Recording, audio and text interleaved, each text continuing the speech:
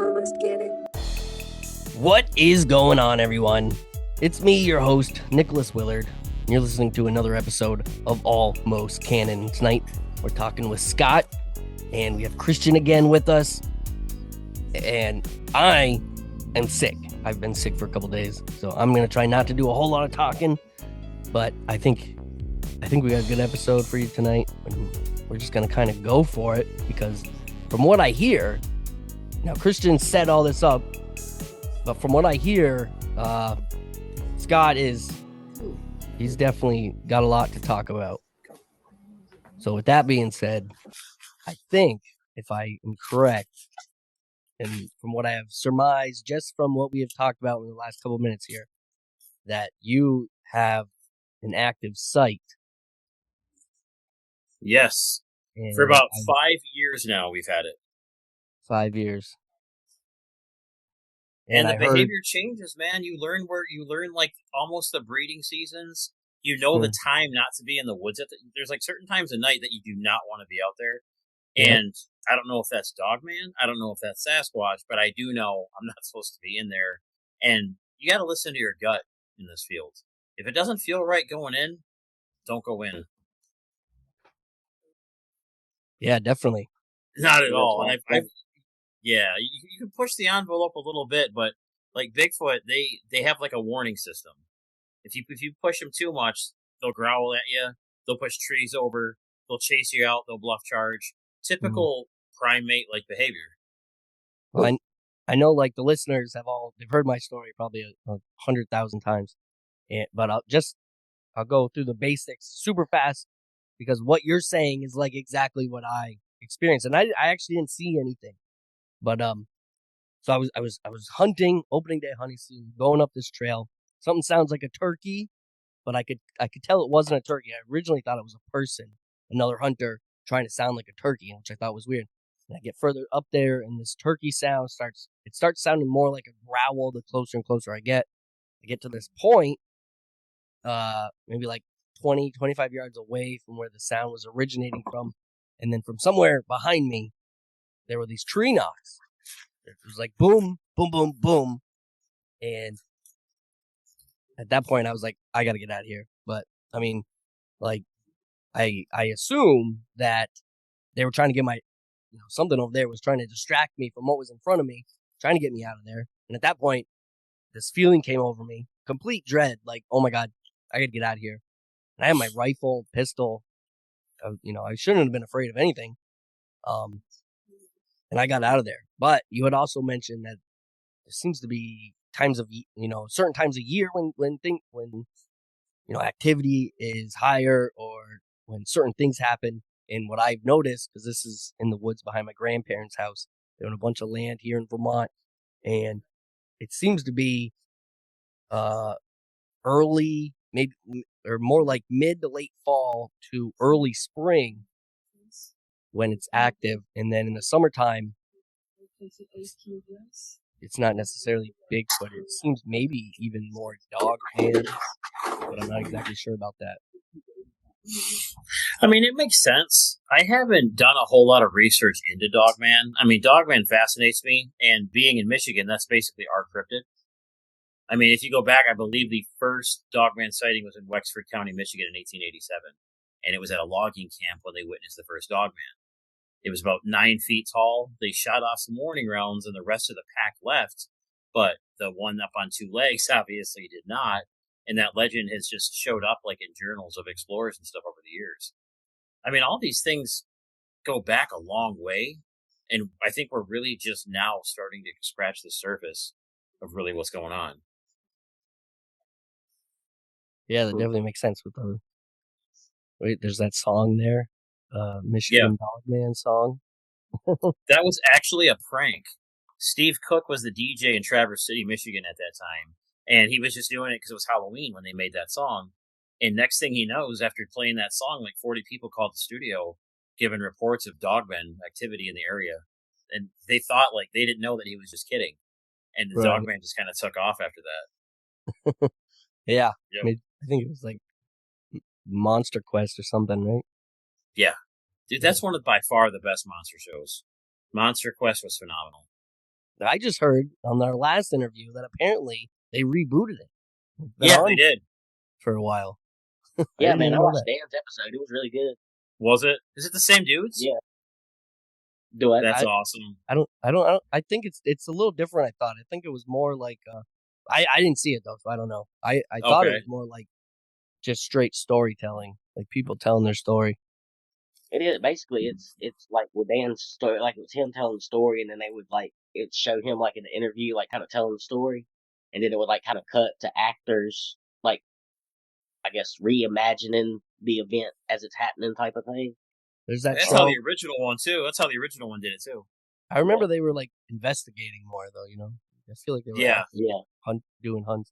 There's that show called. Have you ever seen? I think they've renamed it Terror in the Woods. Yeah, It only I aired have. for a couple seasons, but it was really good. Yeah. Mhm. And then that was an absolutely terrifying show. Some of those episodes were Yeah. spine chilling, I to be know. completely honest. That one in the church in the woods where the security guards were investigating, and he had Yeah, something that was, like grab his legs and try to pull him under the pew. I was like, I'm out. Like I've done a lot of ghost stuff, but I don't prefer that. Yeah, I think that was the dudes from PRT, Paranormal Roundtable. You ever listen to them? Yeah. Yeah, that was them. No, I'm not a huge fan of them. I've heard a lot of controversy about those guys. Yeah. And I'm not out here to be Bigfoot rich or be controversial with anybody. You know, I'm just out here to bring what we find and what we see and to share with everybody else, you know. Yeah, I mean, I started following them just because Josh was on Dogman Encounter Radio, and he would tell these awesome, great stories. And then he just started his own show, but I haven't listened to them in like a year or more at this point. Dude, and so many have come out since then. You know, there's a lot that I stick to. Like I have a lot of my favorites, but I like to try everybody. You know, I've been on Mysteries Unknown with Josh Smith. That was another really good one. You check that out on YouTube. He's got a great show. Really, really great guy. Very about you. You know what I mean? He's more about the witness than he is about like the show.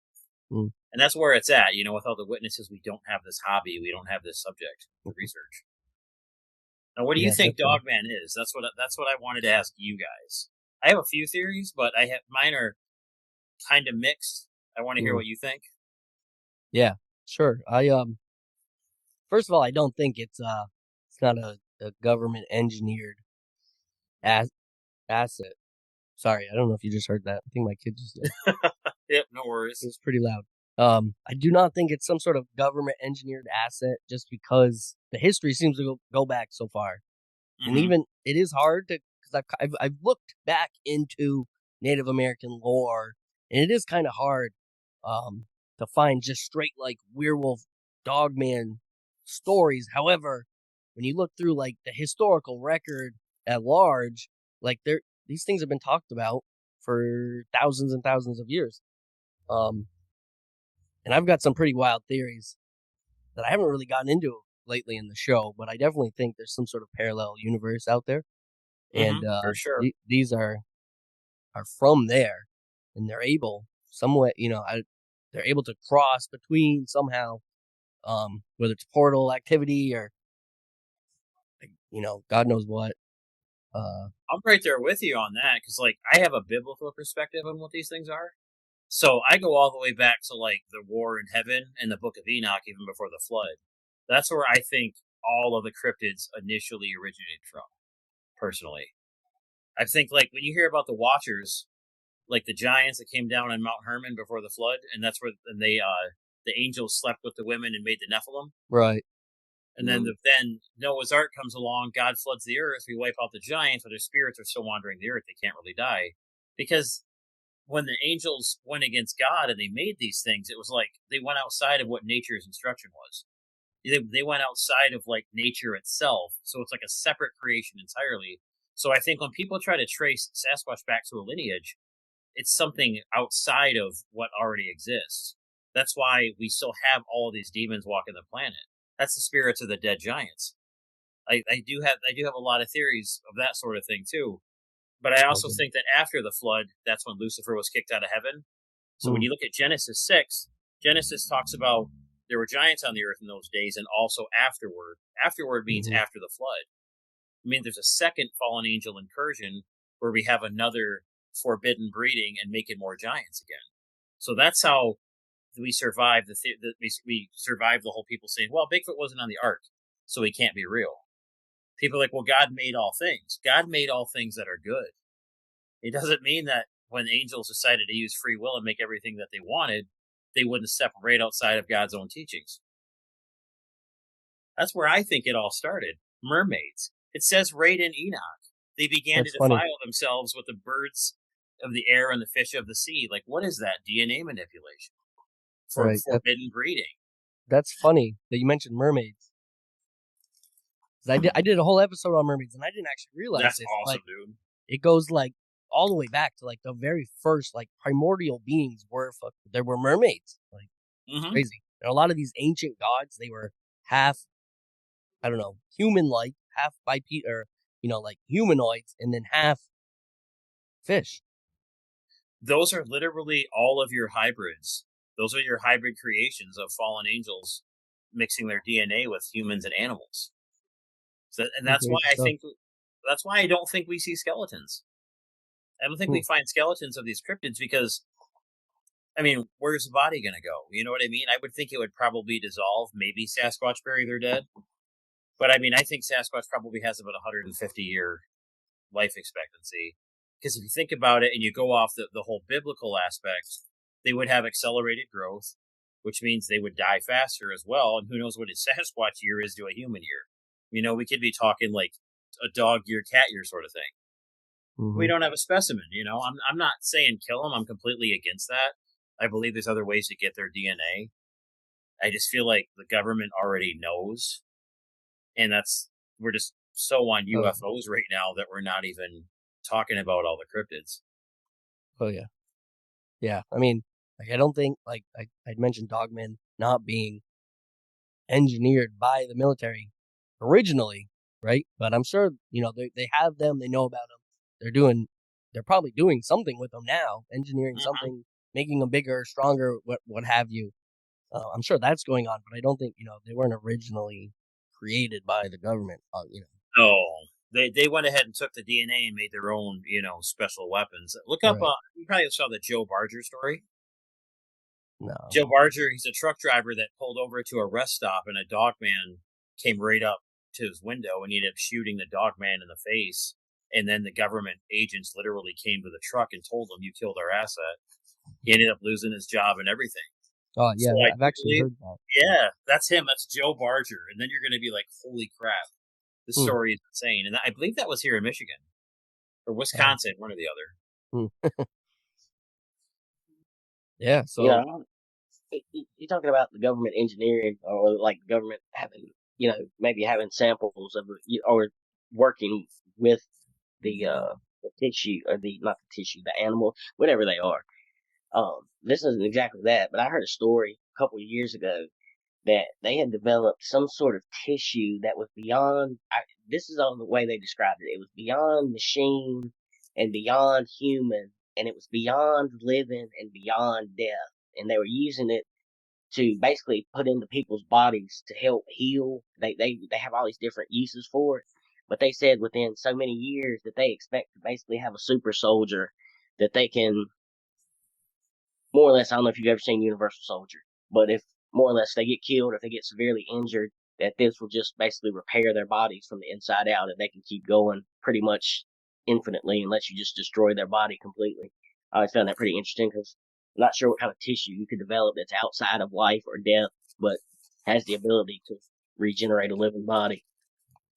That fits the category of like cryptid tissue. I mean, think about it. When you find something that you support and you believe in, all of your research becomes focused around that belief, unless some new evidence or something comes along and shifts your perspective. You know what I mean? Yeah. And I lost my train of thought a little bit on that, but I'm thinking that if these things are divine, well, fallen angel, you have a fallen angel DNA mixed with primate, mixed with human. You have something that has the ability to have free will and can choose to be evil, can choose to be good. They have this amazing ability to climb because they have the primate aspect, but they're also kind of like Hercules. They're not unkillable, but they have supernatural speed, supernatural quiet, literally. I mean, you can have them run next to you and you're not even going to know until you feel like a breeze or something. They have the ability to be completely like stealthy. I do believe in the cloaking. I don't think it's a separate ability though. I think it's built in like a chameleon. I think it just comes with their natural structure.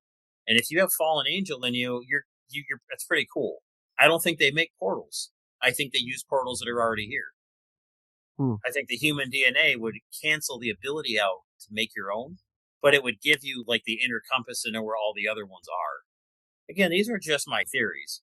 I think Sasquatch used portals to get from one place to another faster. I don't think it's going back to like another dimension. I think it's just like, hey, we're going to go to Michigan.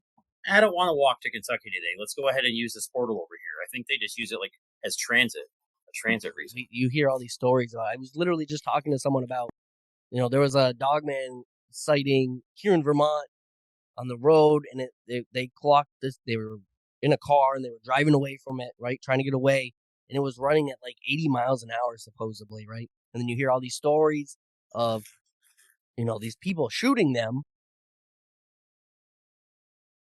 right? They're just shooting them constantly. Or maybe not constantly, but they're putting several bullets or slugs, depending on what you're using, into these creatures, and they're like not phased whatsoever. It's funny you It say makes that. sense. It's funny you say that, Nick. That area that I've got where I've seen all the weird stuff that me and you've discussed. Like, there's another road that crosses over that road, and we were out there one night, and there was something out in the woods. And like we were in a Camaro, so we were probably doing 70 or 80 miles an hour. But there's like something in the woods that seems to be like on two legs, whatever it was. But it was hauling ass, and it was keeping up pace with our car and whatever it was. And we could figure it out. It was three people. We all saw it. We couldn't. It moved so fast. It was so dark. We couldn't make out what it was. But it kept pace with us for a good while. I have no clue what it was. No clue. You tend But to it hear was, that more in the dogman stories when they're kind of running along the car and keeping pace with it. I mean, yeah, Sasquatch, I mean, I've read a few cases, but that tends to be more of like chasing you to the car to scare you off, not Right. yeah. actually like sticking with you. I mean, I Hmm. can't fathom something that could keep up speed with a car on foot. But I mean, it seemed to be that's what it was doing. I can't tell you how it was doing it. It doesn't make sense to me, but I don't know. We all saw it, so it's a lot of Yeah, weird see, stuff that happens out there. Dogman sits at a crossroads with me because when I look at stuff like Bigfoot, it's easier to put into perspective like how they could have came to be. You know what I mean? Yeah, But when it comes to Dogman, I yeah. have not done enough Dogman research to really formulate a whole lot of responses to it. I'm not going to say I'm a Dogman expert. Fascinates me, but Bigfoot's what I've been doing for like 30 years. It's just one of them things where other cryptids come along, you pick them up along the way, and then you kind of stop Bigfoot for a little bit, but you always come back to Bigfoot. Tony Merkel told me a story. As a matter of fact, I told him about the flying humanoid thing, and he told me a story about somebody that was somewhere out in the Midwest. It was a boy and a girl, and they escaped. They were like at a home, not an institution, but like basically where you put like foster kids and sometimes kids that like don't that have like attitude problems and different things. But it was a boy and a girl, and they decided they wanted to go home, so they escaped from this place, right? And basically, to make a long story short, they were gone for a couple of days, and they were out in the woods, and she decided she wanted to go back. So she found a phone and called her parents, and her parents picked them both up. And when he found out they were taking them back to the institution, he jumped out of the car. He didn't want to go back. So Of he's out by course. himself out in the woods. He's trying to stay alive. He's trying to get somewhere, whatever. And he sees a man standing out in the field, or what he thinks is a man, is in a long coat and a hat. Jeepers creepers. And That's and what I he was just thinks going to say. That's the and he creeper, thinks dude. he thinks that, oh, well, I might as well just give up. They found me. I didn't make it far enough quick enough, so they found me. And about the time he had that thought, two wings just opened up from its back, and it just vaulted into the air and took off. And he said at that point he was ready to go back to the home or wherever. Just he didn't want to be in those woods anymore. So that's when he decided to go back. And that's not something where you can be like, oh, that was just a misidentification. You just saw like a Mm-mm. 6 foot owl. That's all. They Yeah, they think we're so stupid. Like, no, I know what I saw. I know exactly what I saw. I know exactly why you're telling me that's not what I saw. You know what I mean? Yeah, yeah. I wanted to ask you, man, when did you have your first sighting, or and how did that change the trajectory of your thinking, or did you always kind of Oh yeah. believe, or how did that work out? I'll just kind of give you the story real quick about how I got into it, and that'll make a little more Yeah. sense. Okay. No, dude, I was about 6 years old when I first got into Bigfoot, and it wasn't like a classic. I'm walking through the woods. I had an experience, and now I got to know. It was one of those things where I would go down to the library in kindergarten, and Garfield and all those books like that were big at the time. I didn't care. Like I felt called to go to the other side, and that's where the UFO books were. That's where the Bigfoot books were. And I remember grabbing my first Bigfoot book, and I still remember having the orange tape on the binding, the indestructible library book type binders. Yeah. I remember, and I still remember the name of the book and everything. And every time I'd go to check it out, it would still be my name on the library card from like the last 7 checkouts. And I'm like, I actually just ordered that book and add to my collection too, because that's like the foundation of where it came from. And ever since then, man, I was just called. I was more pulled to do this sort of thing. Like it wasn't just a. I mean, we all have a passive interest in monsters, and everybody's kind of Mhm. intrigued. But me, it was like I was pulled to do it. Like there's got to be something out there. It's narrow minded to think that there's not. So I've always believed. But in 2023, in July, my fiance and I were at an off grid Airbnb in Athens, Ohio, which is not far from Hocking Hills, which is another Bigfoot hotspot. And we had a lot of strange phenomena happen that night. I had something rush into the side of the cabin at 3 a.m., like trying to run through it. We had something try to pull the door open, and it was just one of them little like camper door locks, just like tiny little bit, and it's locked. Luckily, it Mhm. held. I had fallen asleep, and my fiance had something bipedal on 2 feet walk up to the window, and this was just like a cabin, a mini cabin placed on top of like a deck, and it had like a solar power crank if you wanted to use Yeah. anything like power or whatever in it. So it was pretty primitive. We had to hike like a mile to even get out to this place. Hmm. And Ohio, man, that's a huge hotspot. And ever since then, finding tracks, finding stuff and footage later on just from filming, because half the idea to go out there was just, let's get out of the city. I'm tired of all the sirens. But I also thought this is kind of a possible squatchy area too. So we just kind Yeah. of like maybe do some squashy stuff for fun and see if anything comes of it. And I honestly wasn't really expecting much.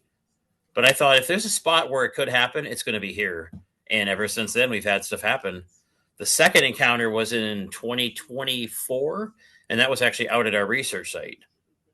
We had sticks thrown at us. We had something bobbing its head kind of like up and down, because like they like to crouch just under like the horizontal sticks, and then they kind of Mhm. dodge away into the thicker brush. Ever since then, I'm like, this is the back of a local park. I have to start Urban Hmm. Bigfoot. These things aren't just in the middle of the Pacific Northwest.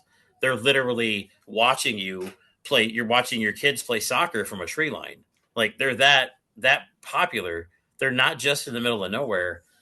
And so I'm just trying to bring more awareness to that. And you were saying that Sasquatch Chronicles, or I think Wes Germer or whatever was talking about it. See, I had no idea. So that's when I started the Facebook page, because I was like, they're not just in the forest, man.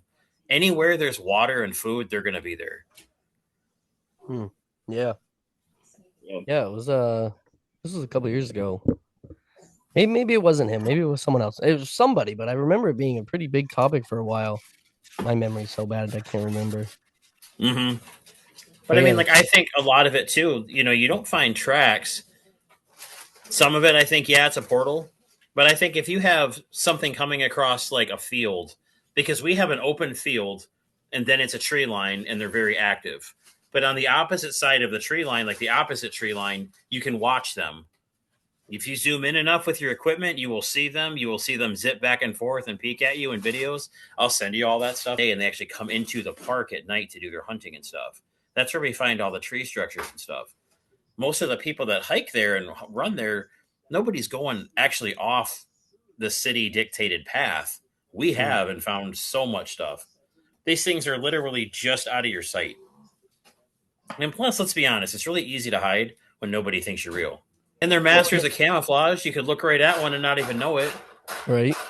Before we get too far away from what you had mentioned, I stole one of my old school library books on Oh, UFOs. dude. That is awesome.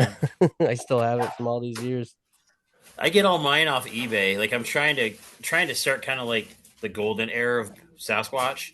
You know, Peter Byrne, John Green. So I get all the old books, and then I still believe in like the woo factor aspect. So my Bigfoot library is anywhere from the Patty film on down to interdimensional travel. And being that we don't know what they are, we can't close our mind to any possibility. Yeah, definitely. I've been on this real big Hollow Earth kick lately. I've been slowly getting, other It than makes doing like, sense, dude. I mean, yeah, other than doing interviews and things like that, I do research on certain topics and I'll talk about them.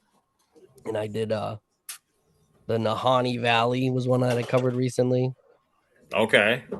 Yeah, and then from there, I definitely think there's some sort of um uh not necessarily a portal, but a gateway or an entryway to Hollow Earth in the valley somewhere, just because of the geological makeup of the valley itself. It's like the valley was there, and then everything grew up around the valley. So the valley is actually, it's so much older than the surrounding terrain. So Okay. if one of these entryways is gonna survive, it's gonna be in the valley somewhere. And you hear all these stories, of like tropical paradise, and these there's like 3 or 4 different adventurers who was in that area way back when they were, looking for gold and stuff like that, where they'd stumble across this tropical valley and they'd see like mammoth footprints and things like that. And I Wasn't the bought this. Nahanni Valley the headless giants? Yeah, well, the headless men. Yeah, Yeah, okay. yeah, yeah, Because I yeah. thought that was like a whole tribe. Like there's a whole tribe of something out there that where like their faces are in their chest. They don't actually have heads. I cannot remember what they're called, like Yeme or something The like that. Naha. Yeah, you know what? Yeah, and I'm like, dude, where's all this coming from? That's where you come in, Hollow Earth. These are people that are living in the And the earth. funny thing about the Naha, this tribe, they were like savages. They were killing off all these people. All the Dene is actually the local tribe that's there now. And they were like, oh yeah, uh, uh, um, their stories that go way, way, way, hundreds, or if not thousands of years back, and that they talk about this Naha tribe, and then they just vanished one day. The Dene went up to fight them, and when they got up to where their village was, their main village, Mm-hmm. it was just empty, completely empty, and they never saw them again. Hmm. Dude, there's so much stuff, and it's like when you find one thing that's cool, like 20 other cool things come out, and it's like, okay, I guess I'm just gonna start researching like 30 different topics and just kind Right. of pick a new one each That's day to kind of go where I over. went from there, because from the Nahanni Valley, I started reading about Arctic pygmies, and how there's this tribe of Arctic little people who all these adventurers talk about, all these Arctic explorers looking for like the Northwest Passage and things like that. They'd all Mm-hmm. come across these Arctic little people, um, like Interesting. literally like, no taller than 3 feet tall. And so I started looking into that, and then I got into I'm getting into like Hyperborea is my next what I'm researching right now actually is, like Atlantis of the Arctic and Hyperborea, and how that's like directly connected to uh inner Earth or Hollow So Earth I'm or sure anything you've like that. dove into the Admiral Richard Byrd files and all that stuff too. Yeah, well, I haven't actually done that yet, but I Mm-hmm. know all about that.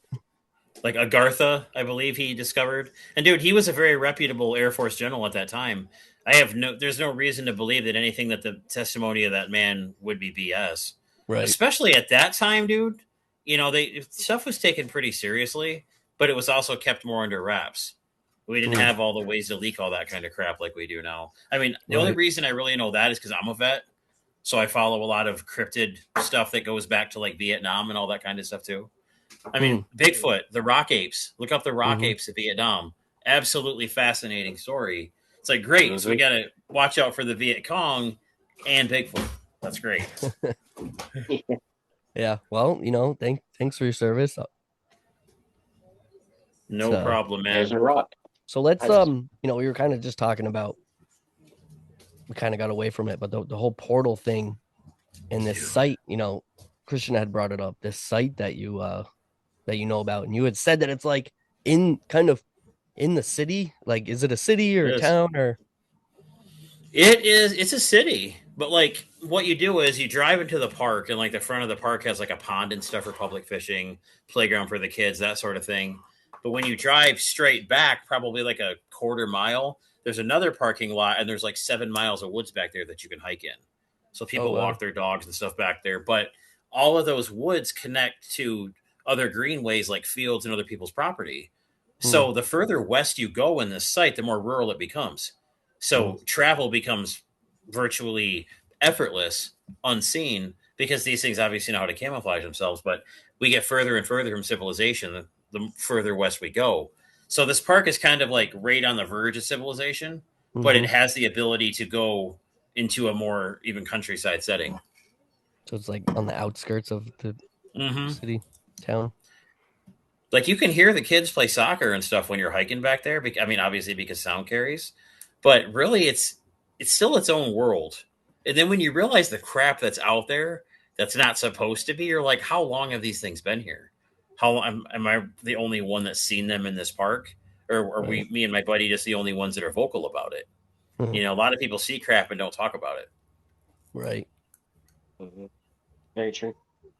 And you had mentioned there being like an open portal there. You had said that you don't think they're creating portals, but that they're actually, just portals here and there, and that there's one there. Honestly, where my site is, there's a couple other weird areas that go back a ways as far as legends go. And if you geographically connect them, everything makes a triangle. And as you know, triangles are loaded with layered phenomena. Like I was talking to Christian earlier about the Bennington Triangle. Hmm. Absolutely fascinating. We got the Michigan Triangle. We have the Yeah, there's Bermuda definitely a portal Triangle. there. I know all Triangles, about the man. Bennington Triangle. Pyramids. Maybe pyramids are portals. I mean, the triangular fashion would indicate infinite power. Hmm. I mean, it's a constant symbol. There'd be no way for it to end. I mean, there's something going on with triangles. That's why we have weird phenomena taking place. Hmm. Right. Yeah. And this portal, it's not the only time I've seen it. I actually have the video up in the Urban Bigfoot Facebook group. It's about 47 seconds, and in the distance, you'll see like a little white ball almost start to glow, and it gradually expands and gets bigger. And when you zoom in, there's bipedal creatures walking out of this thing.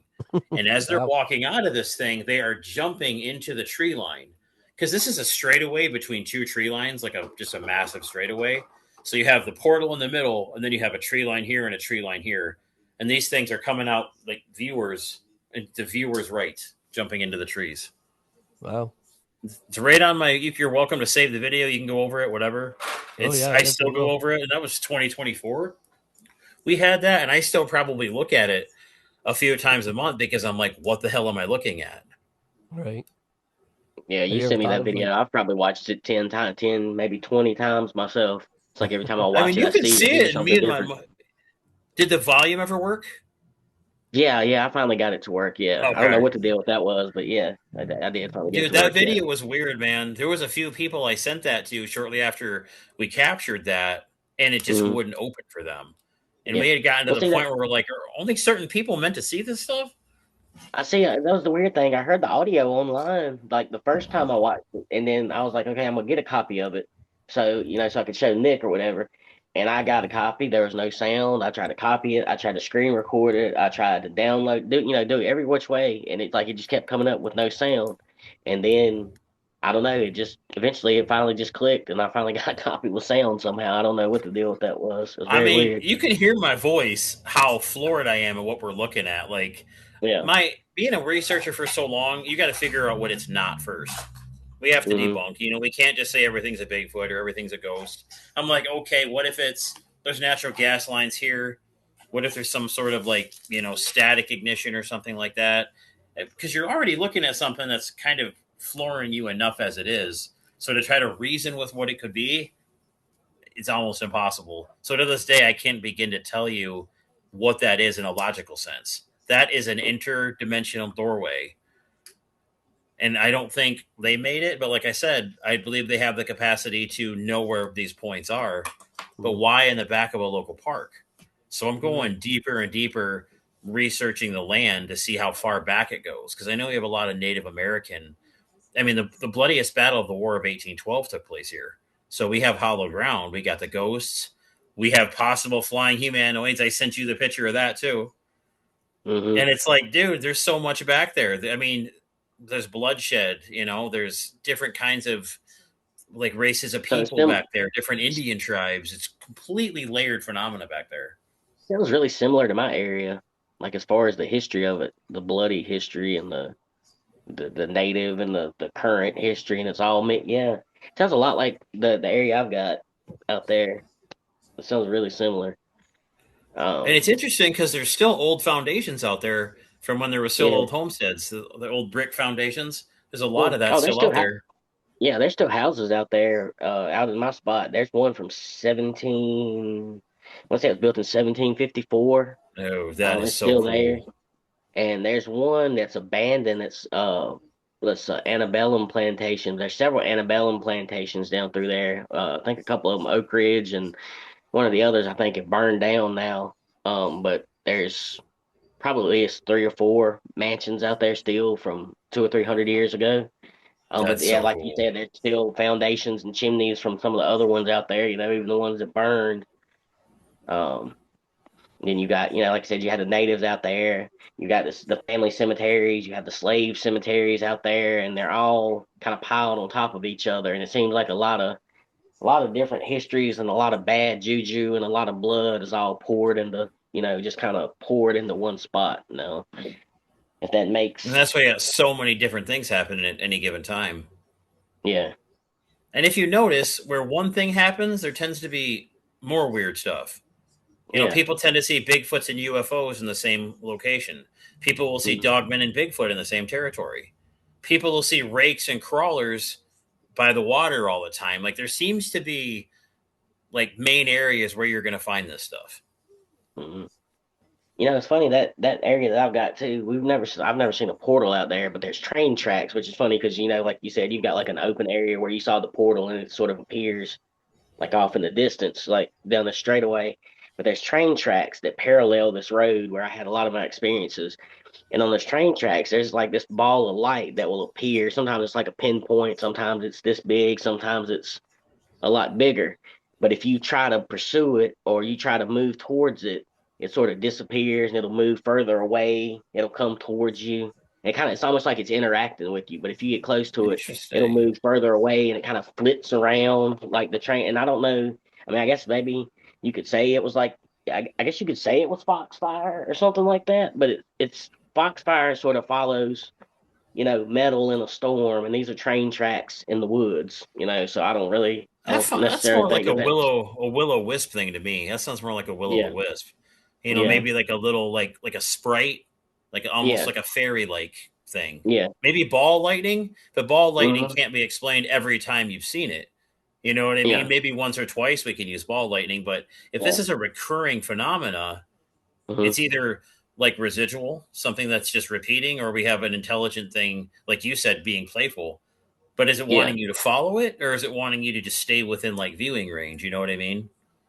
I don't know. I know I've had people that followed it. I've never followed it, but I've had some people try to follow it. It's almost impossible to follow, but I've also seen a man walking down those tracks there across the street, and strangely enough, he's going towards that abandoned antebellum plantation. We were coming back from Danville, but the funny thing was, this would have been about 2:30 in the morning, and like I told you, we're about 10 miles from the closest town, and there's just this guy walking down the tracks, and it's one of those nights, like sometimes you have a summertime, the moon is so bright, you can see the grass, you can see the colors, you can see the brown from the green, and you could see all the colors, everything, but this one guy, he was just black. And even though the way the moon was hitting him, he should have been illuminated by the moon.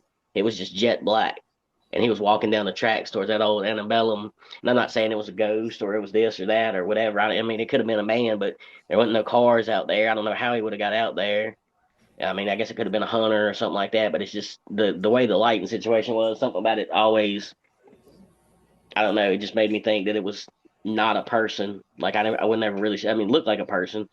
Maybe it was a person, but it's just not the area you go to play. You know, I don't even think people hunt out Yeah. there. So, like, it's just not that kind of place, and That's it's just just one of always those struck me as places odd. that's just kind of like silently understood that everybody knows, like, hey, that's the creepy spot. Nobody goes there. Or if you do, Yeah, don't pretty stay much. long, you know? That's the Yeah, place where the kids dare each other to do stuff when they're little, that sort of thing. yeah, yeah. It's that type of area for sure.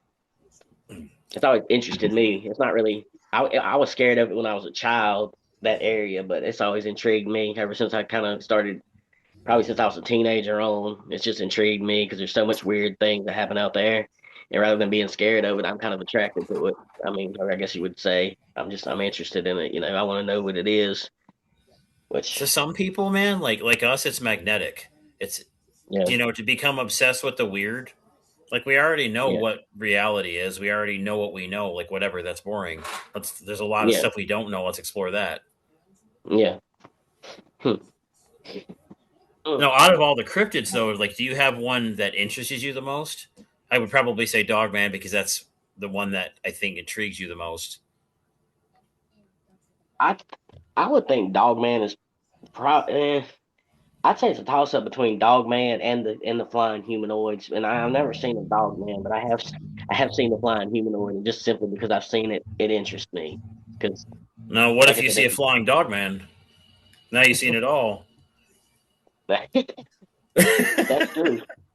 That's Like, very I'm true. giving up my career if I see a flying Dogman. I'm done Yeah, researching. I wouldn't be surprised. You know, that's one place. If you were going to see a flying Dogman, it would probably be out there. I'm not even gonna lie to you. But Somewhere where it exists, it's is probably out yours a there. heavy Native American area? Like, was there a large Mhm. Native American presence there? Yeah, that the original name of that whole area was Bury Hill, and it was called Bury Hill because when they started building the plantations, they started finding bones, like Indian bone or native Hmm. bones, and I've even heard of people putting them on their fence posts as decorations. Some people like oh, they're just Indian skulls, they don't mean anything, so they're just and even the people that were polite weren't polite. They just would throw the bones down in the wood, like down in the hollows behind the houses, like down in the woods. And then when the like I told you, the when the revolution came through, the British and the Americans had a skirmish there, and the Americans, they slaughtered all the British, basically in their sleep that night or that early morning, and they did the same thing with them. They just kicked their bodies down in the hollows and left them to rot because they didn't see them. They saw them as traitors and not fit for a Christian burial, so they just kind of left them. So between what you got with the native upheaval and unrest, and then you got that with the British, and then you have slavery that comes in to build the plantations and to work the fields, and then their cemeteries are there. I think it's just a lot of. I don't know. I think that area is kind of an area where the veil is thin, so to speak. But then I think all these other Hmm. things that have happened have sort of amplified it or opened it up to an extent, or if that makes any kind of sense. And I'm sure people have done like a cult activity and stuff like that out there too. And oh that yeah, opens more doorways too. yeah, it's known for Satan worshiping, or it used to be. My dad used to tell me stories about how people used to sit on the bridge and they would catch cats and dogs. It used to be a trestle bridge before they rebuilt it, and that people would climb the bridge and they would tie like dead skinned animals to the top of the bridge, or sometimes people would actually sit on top of the bridge and throw like skinned animals on top of cars, like as they were going through and stuff like that. But it's known, like if you were to go out there now, I'm sure there's pentagrams painted all over everything once you Yeah. get to the bridge that crosses the river. Um, I've got some. Matter of fact, when I get off of here, I'll probably send you some pictures. Ex girlfriend of mine, she went out there one night and started taking some pictures at the bridge. She got some pretty Hmm. interesting stuff out there, in that area herself. And it's like, I don't know, man. You just go out there, and I've never, like I said, if you go out there looking for something, you'll never find it. But if you just go out there and you're not thinking about it, and you go, you're just passing through, God Yeah. knows what you see or what might happen.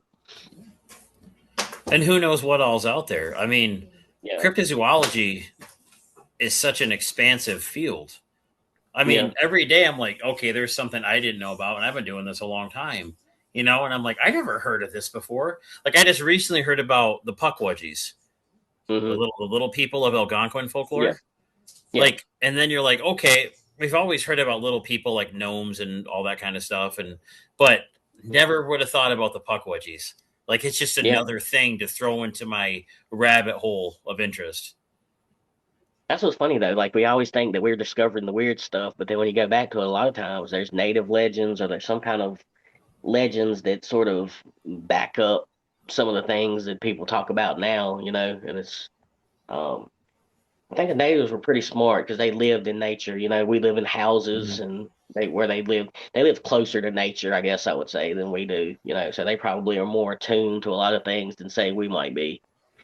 And that's For why my I opinion. believe that Sasquatch follow a lot of similar type of like survival tactics and stuff like the Native Hmm. Americans used. Your teepee Yeah, structures. Sometimes there's even yeah, been like primitive there's been accounts of like primitive fires.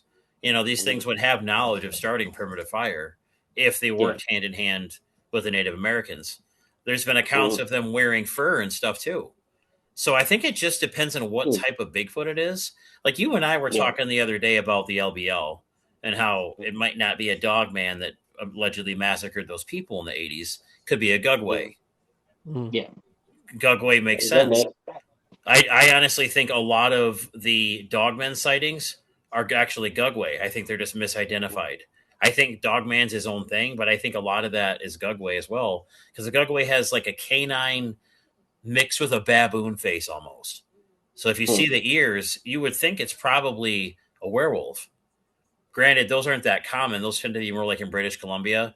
Those tend to really stay away, but it's not hmm, impossible for one to maybe seasonally migrate somewhere and wind up pissing off another tribe somewhere else or another clan. hmm, Yeah, speaking hmm, about Native American lore in the Gugway, when I did an episode on the LBL, and what I did was I looked back, at the history of the land, like we were just talking about this, and there was nothing in any Native American lore in that area that ever said anything about there being anything like a dog man there, right?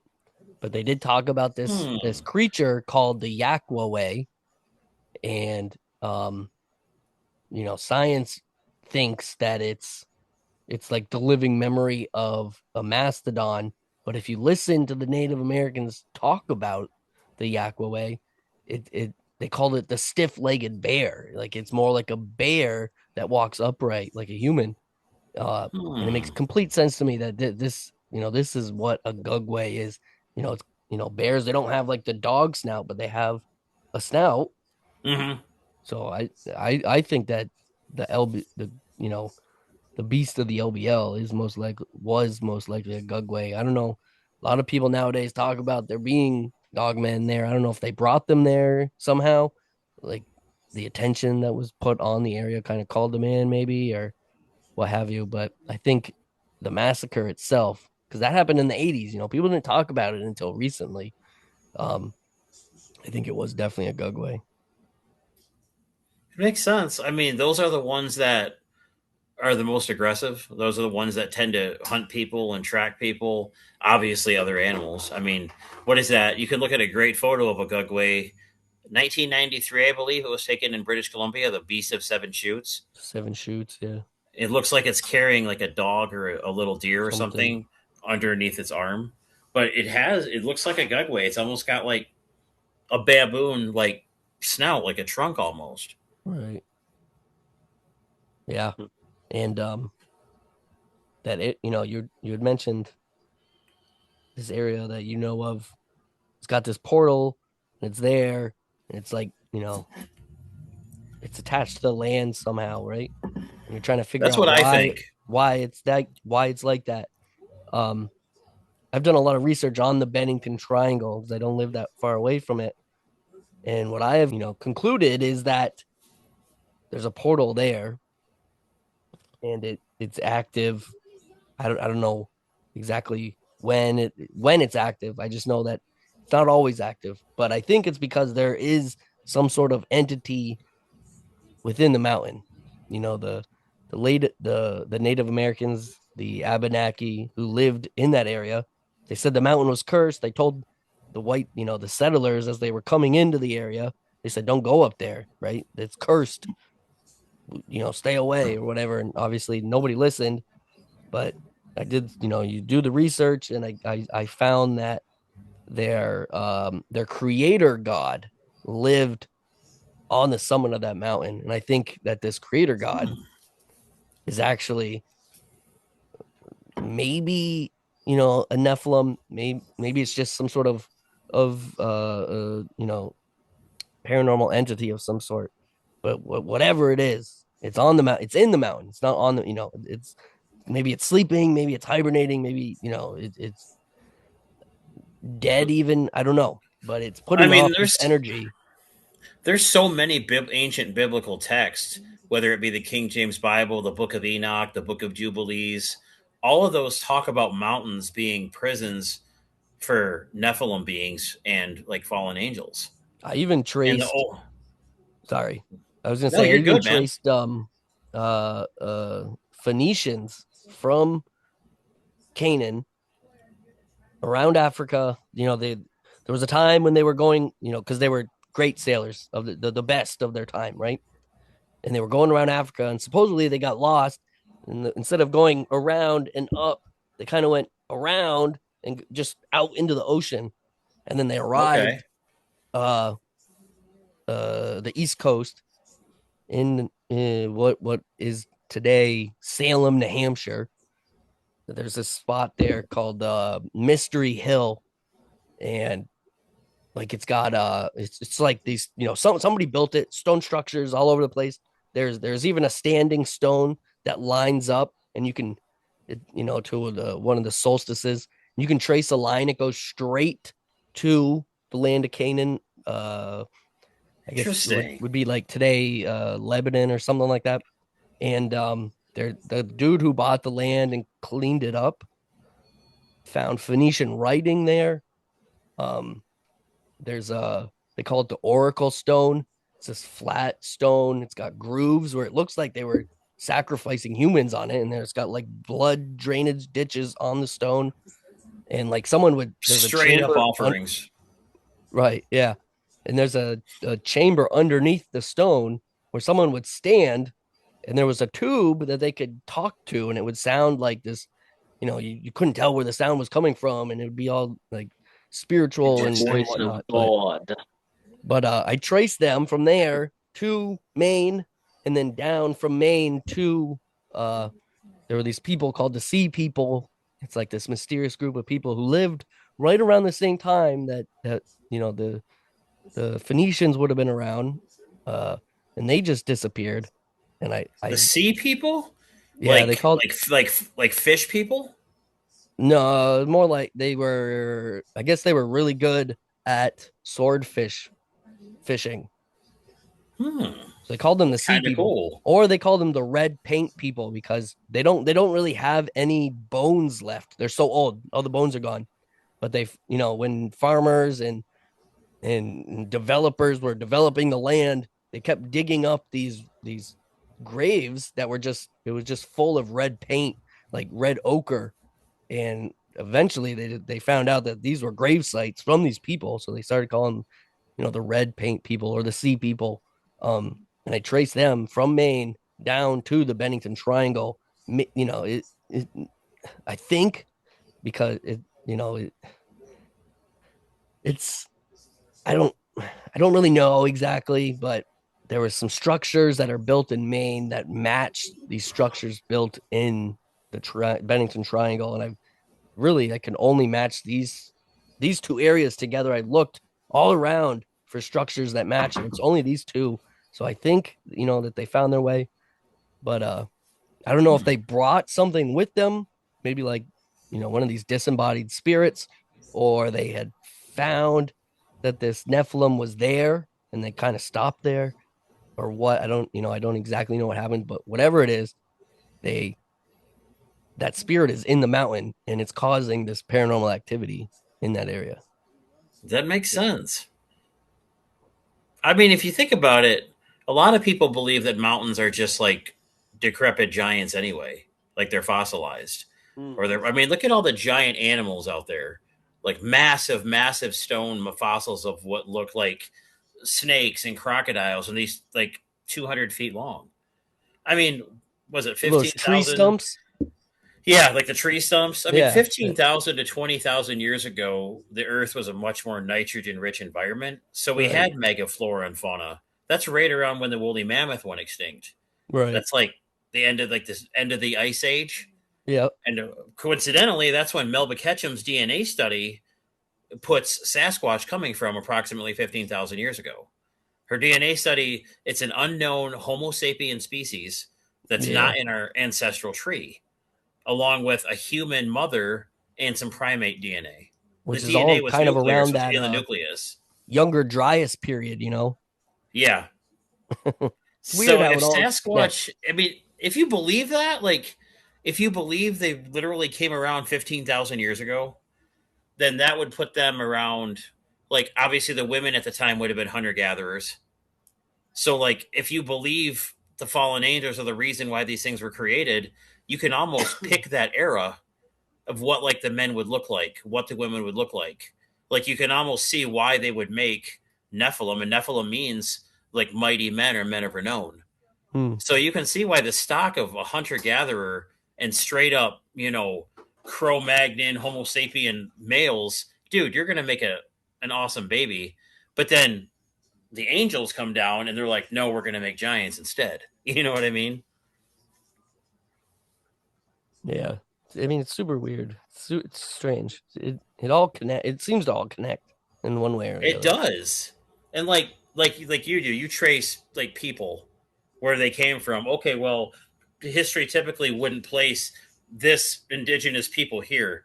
Like when you go deep, the crap that we were told is completely wrong for the Mm-hmm. most part. Mm-hmm. Like when you really dig deep, and stuff like this makes us have to dig deep because, like, okay, where could these people have came from? Like, here's one that's got me stumped. There's a 50,000-acre rainforest in Hawaii. It hasn't been explored yet. Nobody has ever set foot in it. Hawaii, coincidentally, is the only state that does not have a Bigfoot sighting. Not one single documented Bigfoot sighting. But isn't What are Hawaii people part of saying? Japan? What was that? Sorry, I missed you. What did you say? Hawaii is technically part of Japan. So the Japan has the Hibagon. That's their version of Bigfoot. So I don't know why Hawaii wouldn't have its own Bigfoot sightings. Does that have something to do with the water? Maybe. They have the Menehune, which is like these little people. Yeah, that's true. But yeah, I've never heard of a Bigfoot sighting. No. And if you think about it, like you can pick any random state, look it up, probably find, especially on the BFRO, probably find a sighting. But Hawaii, you wouldn't even think about it. But they're loaded with a bunch of other folklore and cryptids and stuff too, though. I mean, they have their own history. That's I contacted the BFRO about my sighting, and there's like the county that I'm in. There's not one sighting listed in my county, and I Really? find that yeah, I find that really odd because I mean there are some pretty deep woods out here, but apparently I'm the first one to put a report. I don't know if they've ever done anything with it. I was contacted back and they asked me a couple questions about it, but I don't know if they ever did anything with it or not. I like the BFRO as far as documenting goes, but I don't Yeah, like, how do I put this? I'm not a fan of Matt Moneymaker, yeah, the president of the BFRO, because yeah, he will tell you, hey, man, we're going to come out there to your site. We're going to film your episode or whatever. And then when the show airs, Matt takes credit for that person's experience in that person's yeah, location. He makes it about him, not about the viewer. Like, yeah, who do you think got you to your position of power? The people that are sharing yeah, your sightings with you. People forget that. yeah. Yeah, I've heard a lot of people say that about the BFRO, about different things, about, they're good about as far as taking reports, but they're kind of, but I've heard a lot of people say too, when the BFRO does come out, they basically just dismiss their sighting. It's kind of like almost like Project Blue Book, like, it's like, it was swamp gas, or it was, Mm-hmm. it was a, whatever, it's a monkey that escaped from the zoo, or whatever. It's definitely not a Bigfoot, whatever you saw. It's definitely not that.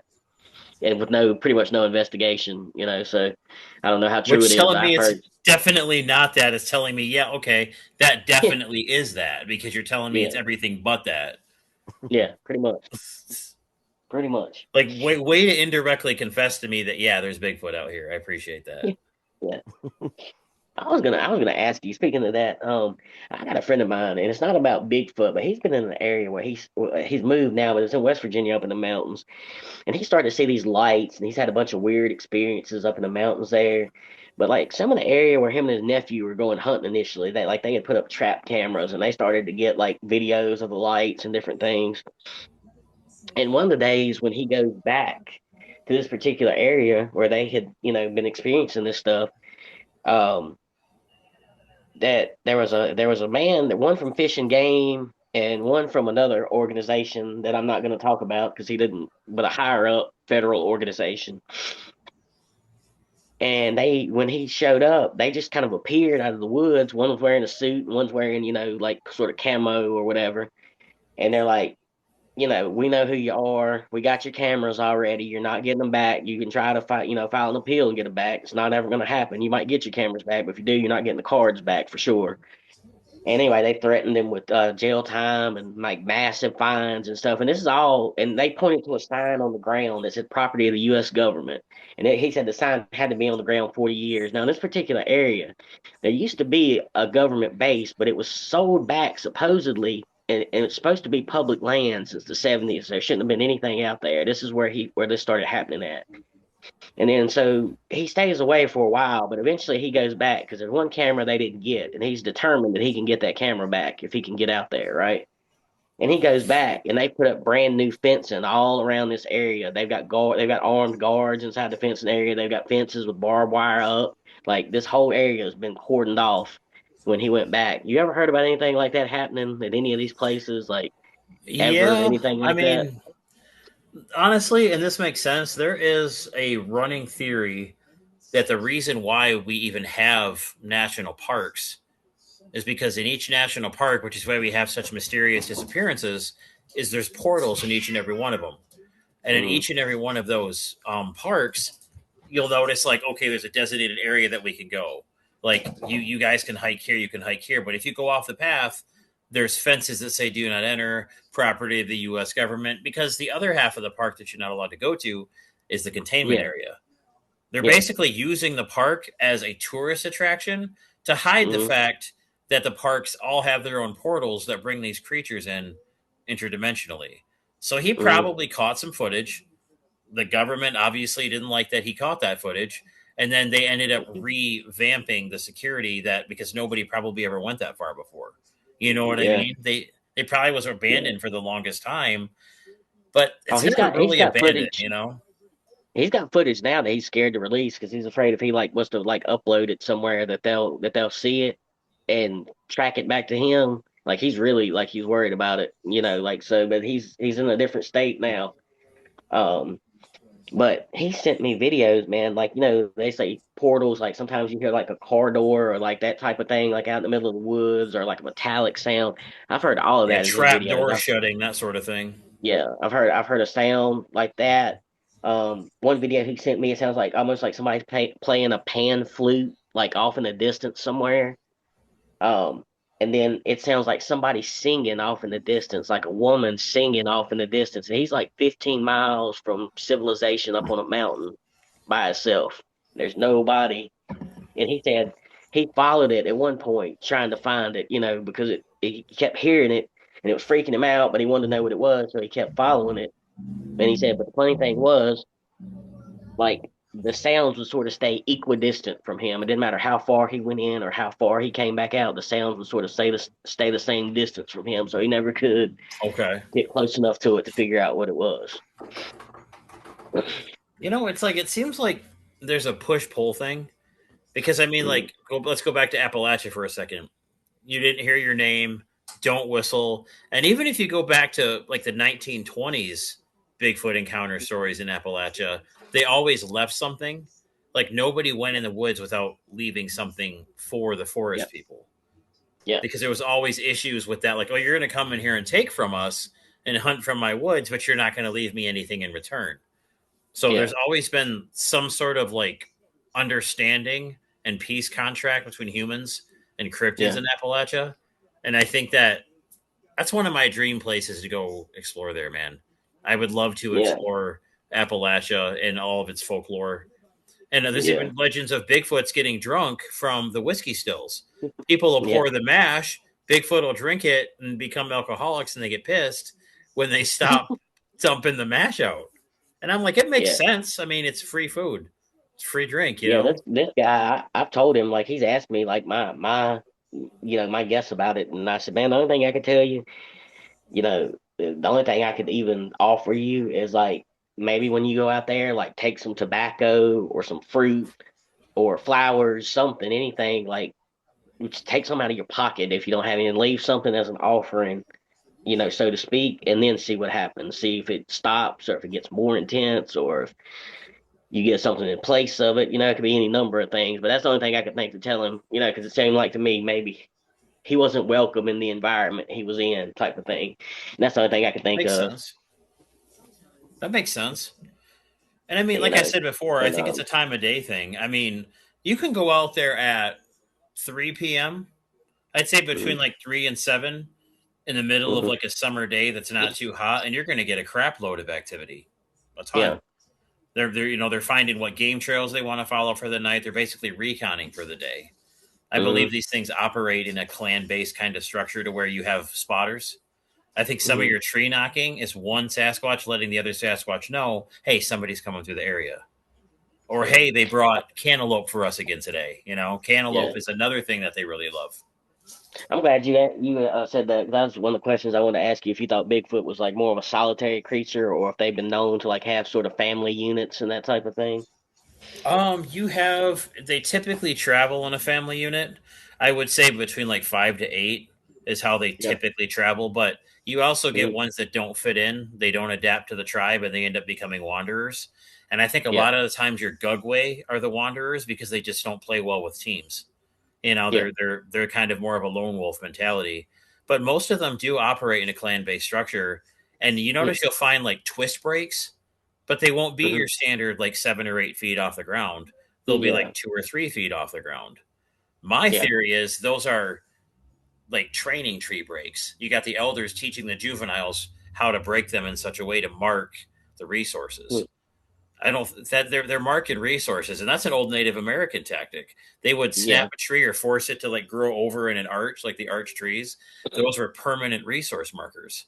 So Yeah. whenever you find those are either older trees from long, long ago, or those are Sasquatch using territory markers. Usually, if there's water or like a good game trail or something nearby.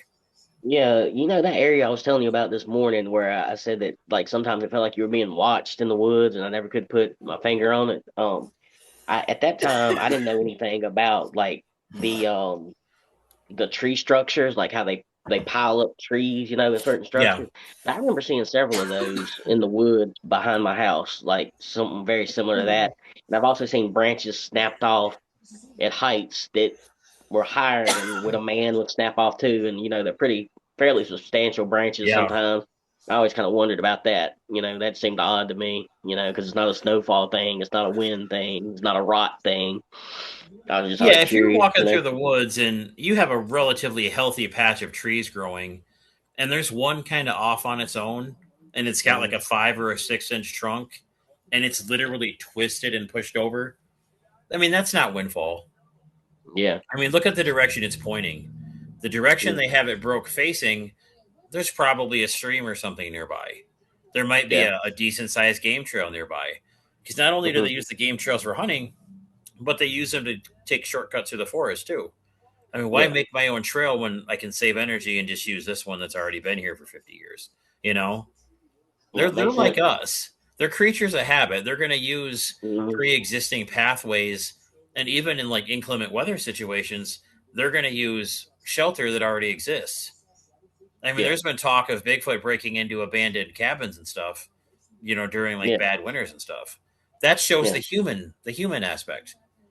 I mean, Yeah. seeking shelter, you don't usually hear about a bear breaking into a cabin in the middle of the No. cold. It's not going to do that. I mean, but a Bigfoot, let's give it the sake of having a human aspect to it. That's what a human would do. I need to survive. I'm going to go inside this building. So you almost have to Yeah. think about Bigfoot like it's three different things, not one Yeah. creature, and how the three different things work together. Hmm. That's kind of the way to understand sort of how it works. Because yeah, you have the woo factor, but you also have the standard biology and the science factor. But then you also have the human factor. So Hmm. that's why you have good and bad people. You have good and bad Sasquatch. Yeah. That's interesting. Well, Nick, you got any more questions or anything right at the moment? Have you ever gone and tried to touch the portal that you've seen? We have headed closer to it, but every time we've ever tried to get close to it, there would either be like some sort of noise or something would growl or would you hear it like stomp in the weeds. And I just took that like a don't come any closer thing. So Hmm. what we are going to do, we're planning this one pretty soon. We're actually just going to go out there like before night and we're just going to do like a stakeout and already be in that spot where it forms somewhere nearby and see if we can see it manifest or whatever when it comes into reality. Now, is it on a trail? Like you said it was. It's like if you walk straight back here, you have like a less. It's like difficulties. You have the orange loop, which is kind of like more of a casual trail. Back here to the right is the red loop, which is like a more advanced pathway. Between the two is just like a straightaway that the city mows, and it's just like a massive 50 or 60 foot wide straightaway separating two tree lines, like a clearing, and it always shows up in that same spot. Are there any missing people from that area? No, not that I'm aware of. None of any strange circumstances that that would fall in that category. You always try to fly like a drone through it. I'm thinking about that. Coincidentally, it's next to an airport. Huh. Of Yep. course it is. So, uh huh. Isn't that strange? You know what I mean? Yeah.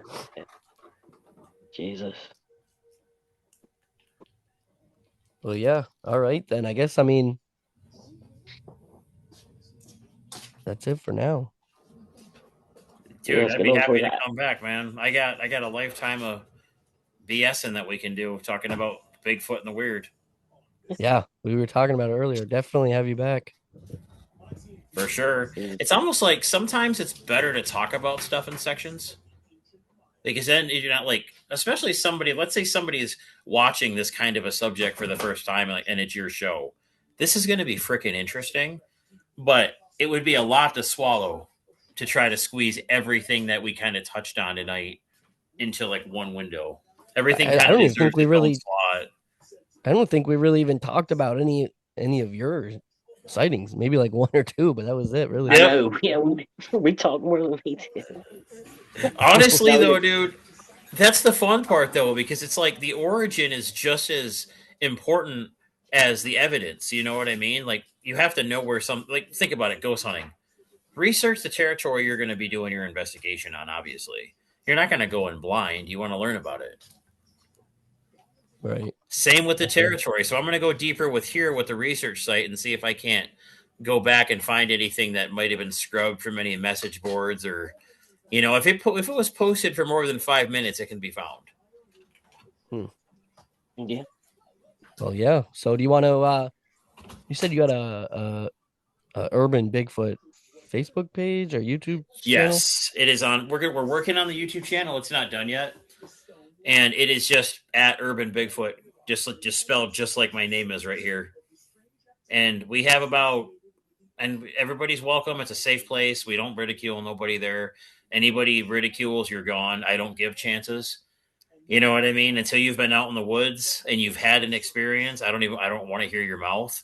You know what I mean? Don't bring your trolling stuff my way. We don't play that game. So just Right. come Yeah. on, I ran across. join I up, ran man. across. I ran across some people like that earlier, and there's like some people they've got some really interesting evidence on their site, and then basically you just got these that are just running their mouth like that ain't never been in the woods, don't care, and it's like they're completely disregarding these people, And and the like it funny really part irritated is, me. they're not even spelling anything right. Yeah, You can't even spell. You don't even. It looks like a 6 year old's doing your typing. It's like yeah, until you can give me something outside of a sixth grade education, you don't even have the right to stay in the same room and troll with me. yeah, yeah, man. It's yeah. I couldn't deal And with think that. about Although I this, did dude. think I might. I think I might have found us another guest from there, though. I did manage to snag him before I got. I was like, man, I don't like these people. But this one guy, he seems pretty genuine. He's got some pretty good evidence. So I'm gonna talk to him a little more and see how that goes. But Oh, for sure. yeah, And I'm the not. more you're in this field, the more you can see an authentic person. Yeah, Like I never wanted to be Bigfoot rich. That was never my intention. I just wanted to share my common interests with people. And if the good Lord wants me to get rich off Bigfoot, I'm not going to turn it down. You know what I mean? Yeah, absolutely, absolutely. Well, all right But I then. appreciate you guys having me on, man. I greatly appreciate it. Yeah, Yeah, no, thank appreciate you coming you. on, man. That was awesome. We definitely have For to go sure. over more of your encounters because, like I said, we didn't really even talk about any. See, we have the same kind of like, all right, we'll start here. Think about this, where it's all the same tree. We're just talking about different branches. Right. Yeah, But all right then. Well, thanks for coming on. I appreciate it. No problem, guys. I look forward to next time. Yeah, definitely. We'll get a hold of you. Have a All good right. night, gentlemen. you too. Have a good Yeah, one. you All too. right. Thank you. Yeah, no problem. Bye. Bye.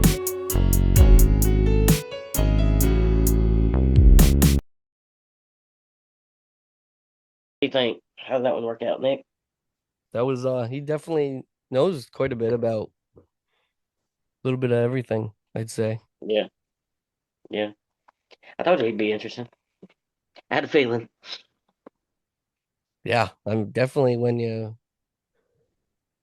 I like the definitely fact like the that he's. approach of hitting all the origin stuff, I think is definitely Yeah, interesting.